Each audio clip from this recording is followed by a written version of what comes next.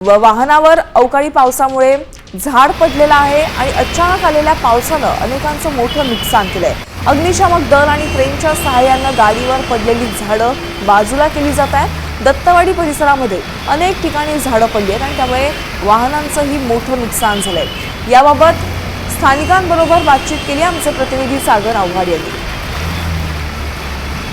30 वर्षातील सर्वात मोठा पाऊस जो आहे तो पुणे शहरामध्ये झालेला होता आणि त्याचा फटका जो आहे तो सर्वसामान्य नागरिकांना बसलेला आपल्याला पाहायला मिळतोय। मी आता दत्तवाडी परिसरामध्ये आहे आणि या ठिकाणी आपण जर पाहिलं तर मोठी झाडं जी आहेत ती पडलेली पाहायला मिळत आहेत आणि यामुळे जे रिक्षा चालक आहेत त्यांचंही मोठं नुकसान जे आहे ते झालेलं पाहायला मिळत आहे। या ठिकाणी जर आपण पाहिलं तर अजूनही रिक्षा ज्या आहेत त्या झाडाखाली दबलेल्या आहेत आणि झाडांचं मोठं नुकसान जे आहे ते झालेलं आहे।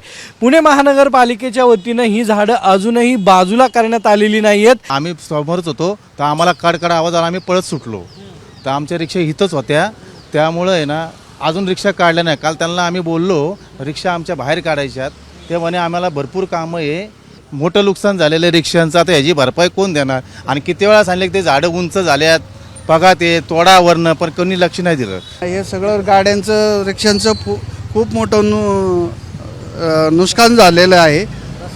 रस्ताही बंद होता काल आणि इकडे गाडी आहे, माझी एक गाडी आतमध्येच होती, मी काल बळ ओढून बाहेर काढली आणि इतकं मोठं नुकसान झालं आहे। झाड तोडताना सांगितलं होतं आम्ही त्यांना की त्या वरच्या पण फांद्या काढून टाका, पण त्या काढल्या नाहीत। कॅमेरामॅन किरण काजळेसह सागर आव्हाड, साम टीव्ही, पुणे।